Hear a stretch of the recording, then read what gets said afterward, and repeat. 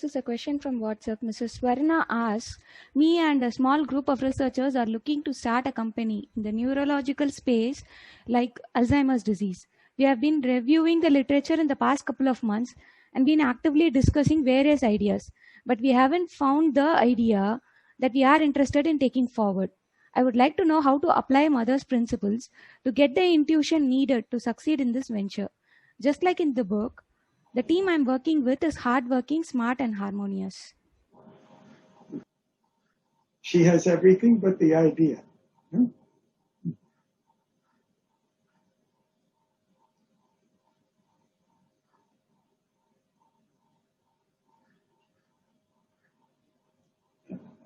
I would say Swarna can take the 3-day prayer and try to completely silence the mind and withdraw all her thoughts and seeking, mental seeking, and offer it to Mother.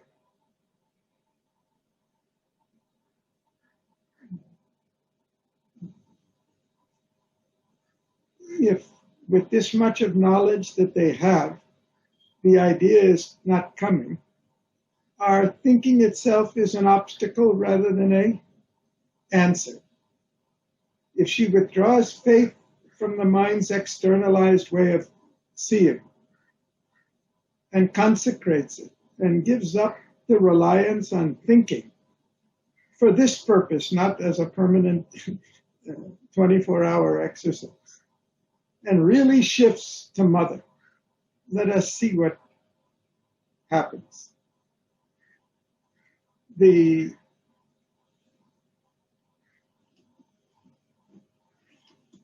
Even from life divine, it can come, can directly come.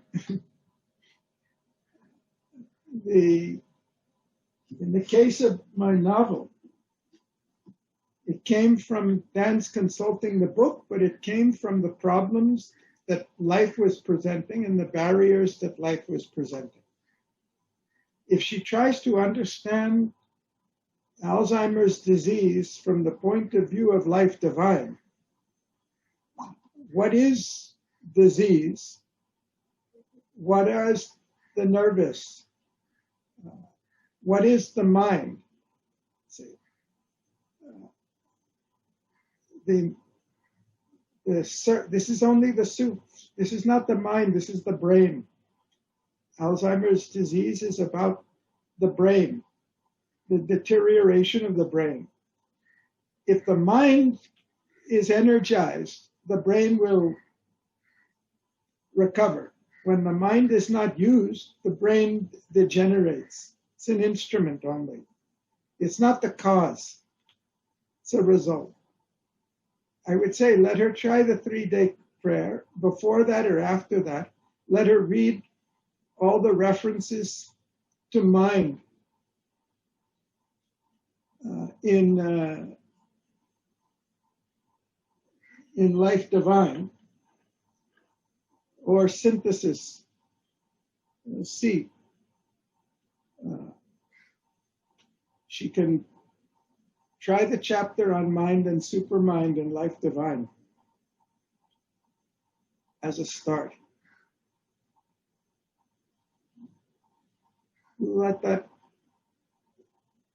if she really understands what mind is, distinct from the brain, she'll get the key or a clue. That's all I can say at the moment. I will think about it. She can write further about her ideas. One I'm suggesting is let her withdraw from the thinking and really consecrate it. Secondly, mind, the Life Divine is the ultimate book about mind. The knowledge of Life Divine can give her any idea, whether it's for Alzheimer's or something greater than that. Let her not rely on the brain for this. Let her rely on Mother's consciousness. Let's see, she can write further and raise more questions. It's a good question. Sir, yesterday's Vani Madam speech about Steve's job. After hearing that, it is very interesting, sir. Though I saw the movie, but after hearing lot of points, Vani Madam has given that. But out of that, dynamism plays a major role in that. I'm able to observe that, sir. So for us, few areas we are not following it. We behave like a static behavior, and this. So I want some more clarification on the behavior and acceptance in our day-to-day life. The static and dynamism plays a major role, no, sir. So can you throw some light on that? So it will be very helpful for us. By static, you mean? Static, I mean, like we are not adapting the new thing, and whatever the changes, we are not accepting it.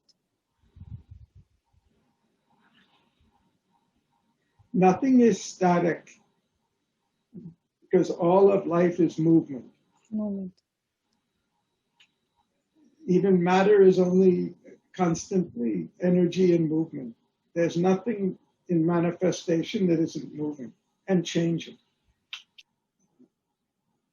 What we mean by static is our movement is continuously in circles.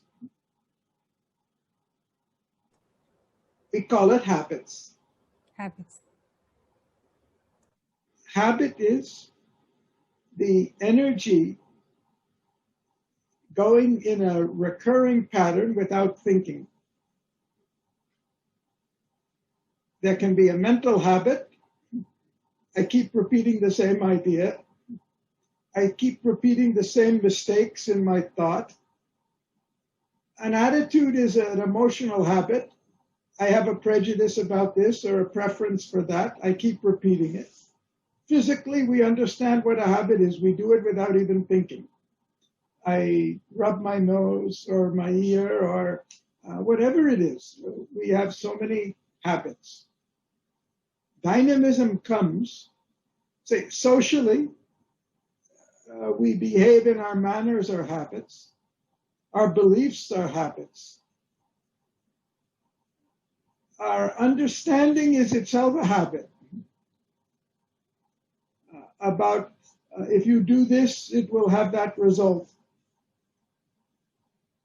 Dynamism means not to be limited to the habitual, meaning to be conscious and able to respond to the situation.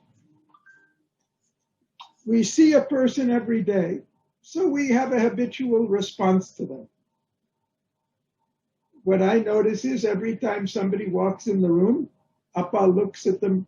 It may be the servant who's been coming in 3 times a day or any of us. Each time he looks freshly. Where is this person now? And he responds according to that. If there's something fresh, he catches it. What's going on? What happened? What news? In other words, the ordinary contact, even with people who are around all the time, he doesn't take it for granted. He doesn't act unconsciously out of habit. So the same thing is true in work. When we approach a task, we approach it with our habitual knowledge, skills, way of working. To consecrate any work is to detach ourselves from the habit and of unconscious activity, to offer it to Mother and seek her inspiration.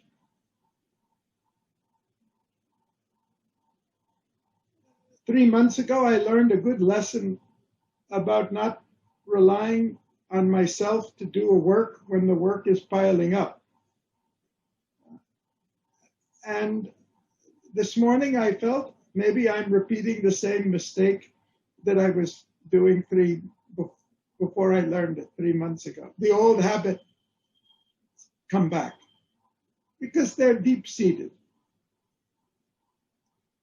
To respond to Appa's paper on freshness, to respond to any situation freshly as a new situation. Not, oh, I know that person, I know this thing, I know that work, I know what to do, and all. Releases fresh creative energy to respond from the live ends of our personality, not our habits. To respond with freshness. When we hear of a problem, immediately we want to think of all the known solutions. When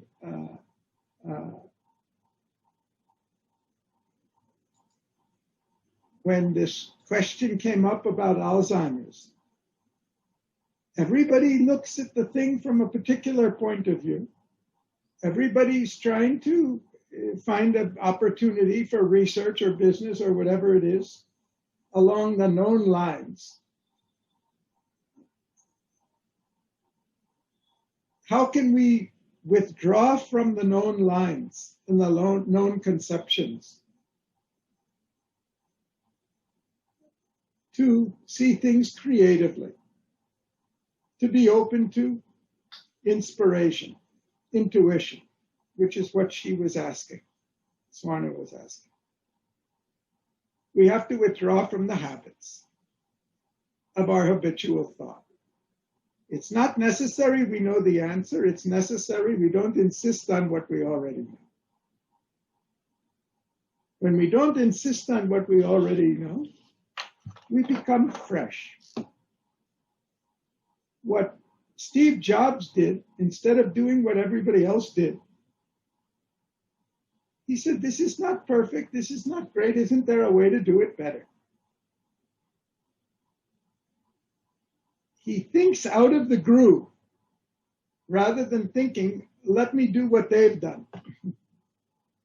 That's imitation. Somebody's successful at it, let me do the same thing and be successful. This is a general answer to a general, very vague question. Consecration means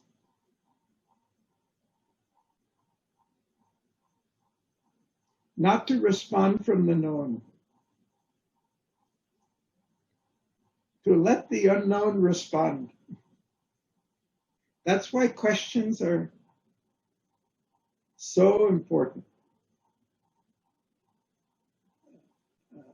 Sugu said, referred to my lecture, I said it wasn't a lecture, it was a conversation. I didn't come into the discussion yesterday with a plan of what, even a topic. The topic came of itself, the questions grew. Instead of just trying to give a rote answer, because we explored the actual question in the actual context, knowledge emerged. There was a freshness. I told Vidya later, I don't think I can ever recall a discussion. Divya also asked this question about what do we mean by levels in consecration. We've been discussing it for years, but the conversation was so fresh. One became, because it came out of a real question. That's why the question, when it's real, it gives an opening. If the answer also comes out of, well, let me think about it freshly. I know what he says in the book, but in this situation, in this context, can we think about it freshly? It becomes creative. Instead of relying on ourselves, when we rely on the infinite, silencing the mind. Okay, oh, I know the answer to that. Let me repeat from page 72 or page 342. Instead of the mind jumping to what it knows, to rethink things from first principles. What Appa has done in the money paper and in many other things also. By the way, he never quotes when he writes a paper. I used to write research papers. My training was you go and you find quotes from other people and you quote references and everything like that.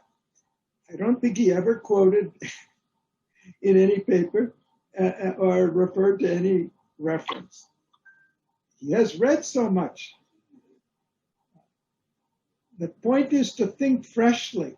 What academic training teaches us to do is repeat what somebody else has said before.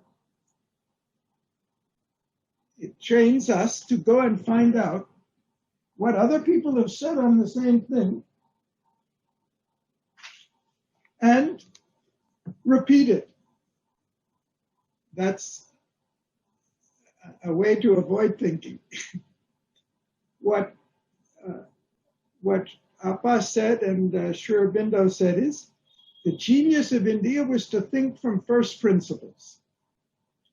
What Appa has done on money is he didn't quote anything from what the economists have said about money, except historical information. What is money? How is it created? What is it from? He thought of it freshly from first principles, and he's created new knowledge. So we rely on what we know. Sometimes there's a great advantage in not knowing, in trying to freshly put away what we know and try to freshly discover. When you meet a person, you know that person, you know about them, you know what their interests are, you know what their problems are, you think about what to say to them from that point of view. To consecrate the meeting with the person means to put away everything you know, everything you think, all your opinions, all your attitudes, and put Mother in the place. The meeting becomes totally fresh. Leo did it yesterday with his father, got an unbelievable response. He must share, not me. Completely unexpected response. When his father was talking in one way, he consecrated what his father was saying, and in 5 minutes, his father reversed what he was saying and agreed with Leo. Rather than Leo thinking of all the arguments he could give to contest, he consecrated. He opened the barrier by not being habitual. Because we have only a generality here, Connie, I'm giving you. Yes, sir. Sir, I have one experience, sir, around 7 years back. So we got, this is related to money, sir. So we got the gift coupon. It is like a Zodoxo Pass coupon. So with that coupon, we can buy anything wherever they accept the coupon. So it is like company will give that coupon. It's like a programmed as a tax exemption under the tax exemption. So there is a validity for the coupon, sir. So it is like a 1 year validity. So we received it and I kept it and we forgot totally. And the validity was December 30. Validity is over. I saw that coupon by January 1st week only. So I was so immediately I saw that, oh my God, the expiry has expired. So no other use now. So then immediately I didn't believe that, and I don't know why I tried that. So we went and in GRT, that gold, it is acceptable. The Zodoxo Pass is acceptable.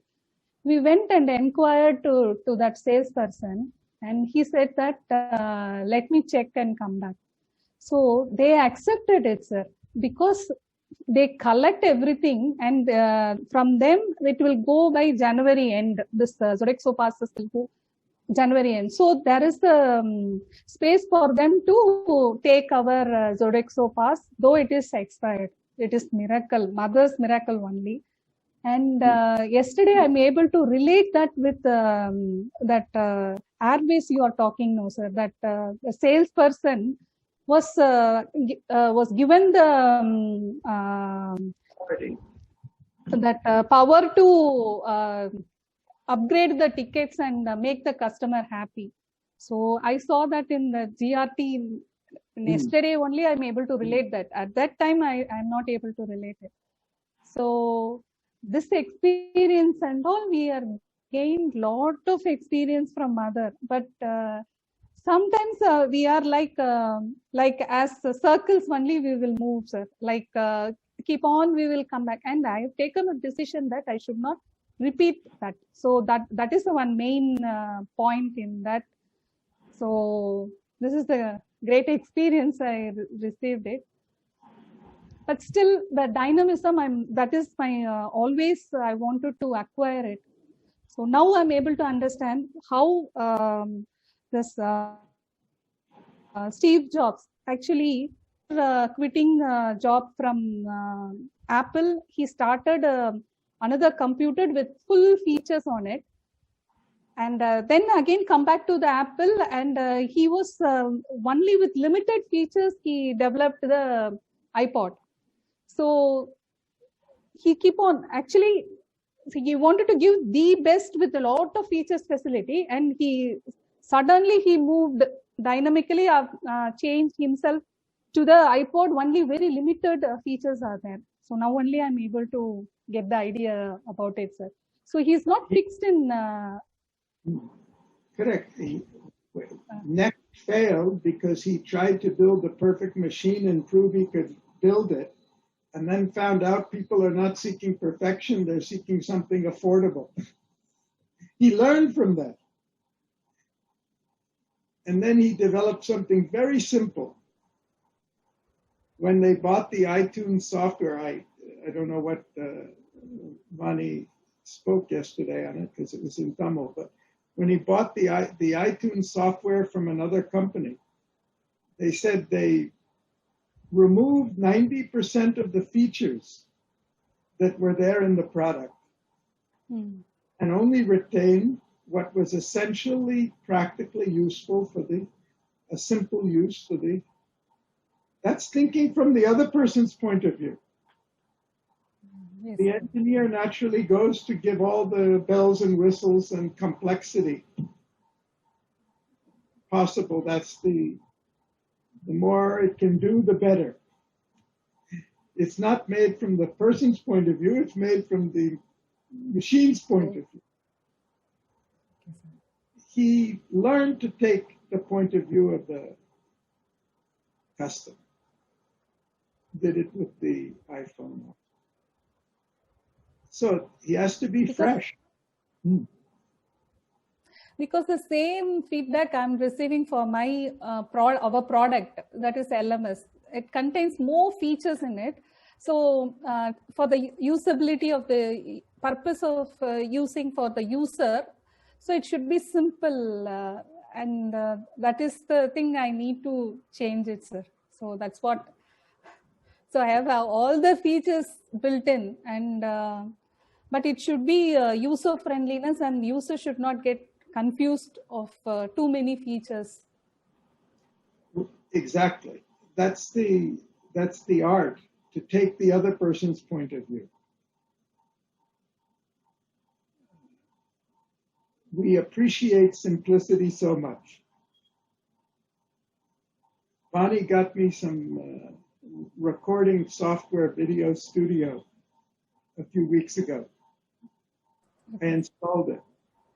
Every day, an ad is popping up on my screen for a video studio product.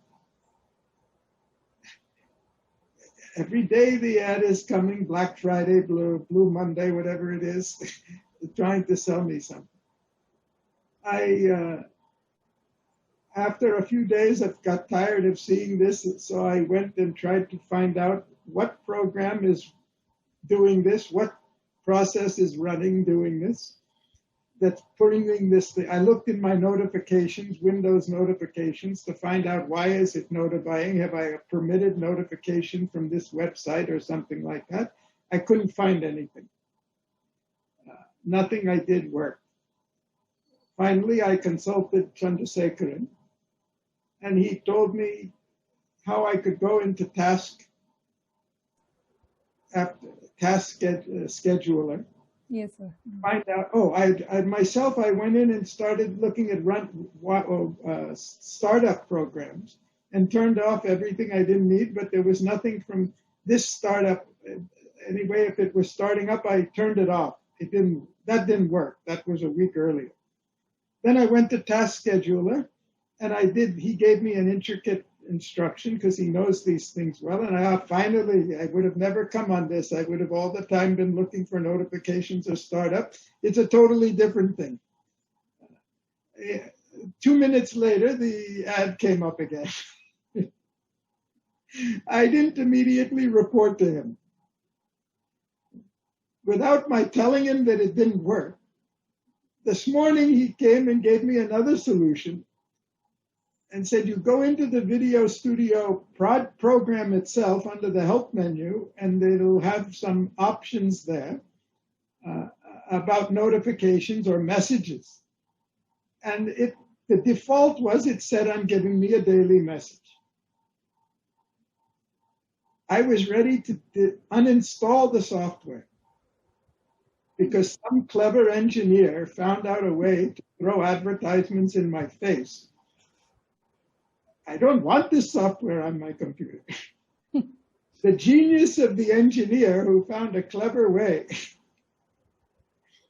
to promote their products actually made me not want to use the product. And I was not the only one if I had just simply Googled for this problem, I would have found it right on Google, because obviously a lot of people have this problem, because this creative engineer has gone around all our normal ways. So that's why the term over-engineered, I guess. Sure. That was Jobs' genius. Simplicity, ease of use. That was the motto of Apple from the beginning, especially after the graphic user interface came. Everything should become as simple as possible. Now it's become the industry standard, but still, there are many exceptions. Taking the other person's point of view. Essentially, everything that happens to us, every email we get is an opportunity. Every issue that comes before us is an opportunity. It represents something. I think I have solved this problem, but I haven't figured out what it represents yet, so it won't recur. Now I think if I had simply Googled the problem instead of trying to solve it myself in my ignorance, I probably would have gotten the solution immediately. It never occurred to me. I was proud of using the knowledge I had, which totally failed me. Maybe that's Swarna. Instead of thinking how much I know about Alzheimer's and what I can do better, is to push away all the knowledge we have. Everything that happens has an insight for us, a progress for us to make, to break out of no matter how many times you straighten the tail of the dog, it keeps curling back automatically. That leads not only to dynamism, it leads to innovation and creativity and freshness. That's what he meant by consecration. That's what he spoke about in the original paper. It's the technology for unwinding our condition, our mental, vital, physical condition, which we call nature. So, Thank you, sir. one question I had, sir, for innovation, they say that you should know thoroughly about the subject to even innovate. So, what part is knowledge? They say, exhausting all your efforts, you research everything, you know everything, and then only, you at least know a good amount, only then you can innovate. Is that true, sir? I mean, like, how does that both of these angles fit? For example, if I have to innovate in a particular space, like, a UI design, for example, the whole UI design, I should know all about the technology, what is the possibilities, what is the configuration, which is perfect, everything. Only then I can probably, think of an innovation. So in that angle, like, the knowledge can be a base, but when we are mother devotees, we should not rely on the knowledge, but rather rely on mother. Is that the understanding? Is the understanding correct? Exactly. Obviously, if I've never driven a car or turned on a computer, if I think I shouldn't read the manual, I shouldn't have the lesson. I must discover everything myself. Of course, I'll learn a lot. That's a fad. At whatever level we are, we can be limited by the knowledge or we can be helped to grow by the knowledge. Knowledge is neutral. The world is filled with people full of knowledge who cannot think one thing out of the box. They are defined and limited by the knowledge as a prison. You know, Jobs was not an engineer. Right. He was not a technical person. When he went to Corning Glass, Ronnie may have told the story, and wanted to, what did they call it? That glass? Gorilla Glass, sir. A Gorilla Glass. Surely Jobs doesn't know anything about making glass, but he knows about life. He knows about his own accomplishments. That's why when Appa was told about Chrysler, after the first 15 minutes of information, he's never heard of Chrysler, he's never worked in a car factory, never been in a car factory. He was able to, this company can be turned around because he knows life. Suku, you have given the right answer. Everything is useful. We shouldn't be limited by it. We should approach life from a fresh consciousness, not bound by habit, not even bound by our knowledge. It doesn't mean that ignorance is a virtue. It means that freshness is where the creativity will come from. Exhausting our efforts is true. Relying on the efforts, it becomes a limitation. That's why very often, even great scientists have said, after struggling with the problem for years, one day in a dream they got the solution.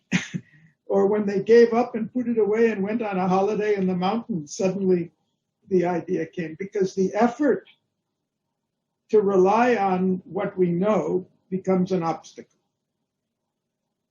That's maybe a good explanation for Ramanujam, Vani. All the mathematicians that had studied all of the other mathematicians and all of the processes and learned how to prove things and go back training through the problems, they were all working from below. Ramanujam didn't have all of that. He learned it later. He directly received the inspirations from above and then had to learn later how to prove it. There's a truth in the knowledge. There's no virtue in being totally ignorant of everything. But there is a virtue of not relying on. The advantage of the person who doesn't have the knowledge is he's open because he has nothing to rely on. So some combination of the two. The Appa was not an expert in any of the fields that we took up. He had a more fundamental knowledge of first principles in life and human nature and society, from which he could apply in any field, whether it was management or education or any other field. Sir, there is that line, knowing that which all can be known. That is not an encyclopedia. It's not an encyclopedic knowledge. That's why most academia has become dead, conservative, conform, just fixed within fixed barriers and more divorced from the reality because they think from inside their knowledge. That's what Sherlock was able to do. The inspectors, the Scotland Yard all thought from inside the problem. Sherlock thought from life. He wasn't bound by, limited from his approach. That's the value of thinking from the customer's point of view, rather than thinking of the software and what I can do with the software. It gets us out of the box. Consecration gets us out of the box in any situation by suspending our habitual way of thinking, feeling, and acting. Freshness is the sign, creativity is the result. Great. We've created a new subject today. So, but in practical life, so whenever we try to create anything, my field is where we do, learnings for corporates and all that, online e-learning for corporates. So whenever I try to do any innovation, our project manager will come and say, look, the budget is only this much. The efforts for this project are only this much. He'll say that please don't use any of your creativity. Just stick to the project scope and what we have committed. So that's the funny part, sir. In practical life, I think we are like man is born free, but everywhere in chains. So so then I took up this topic itself, innovation within constraints. How we can, with these constraints, how can we innovate? So in a learning program, like, they won't give you budget for games. So what I would do is, like, if we have created a video or something like that, I would put it in an assessment and say that, look, watch this video and say, what is the thing happening here? I mean, is it AC motor or DC motor? Whatever we can do within that constraints, that is what we have to do within innovation. So in practical life, people are always telling you, no, like, don't think here, don't do this, because this is the budget, this is the commitment, this is the time. And he would tell me that even if you innovate, you will only get 15 days. The same time, if you can deliver. So that is the challenge when it comes to real life, sir. But this is where mother inspires. Even within that constraint, we have to find she gives us a way to, think out of the box. So I think that is where she has helped me a lot in my profession, at least. The out of the box for you will be when you're offered an opportunity where you're not limited by any constraints, so that your real creativity can express. Sir, I always tell the team members, you have to think out of box, but I have to think out of box. Now only I'm realizing it, sir. Yeah. The out of the box for you, Suku, is the life opportunity waiting. Right, sir. Very true. To the place where you can really use your talents. Right, sir. Great. Thank you, sir.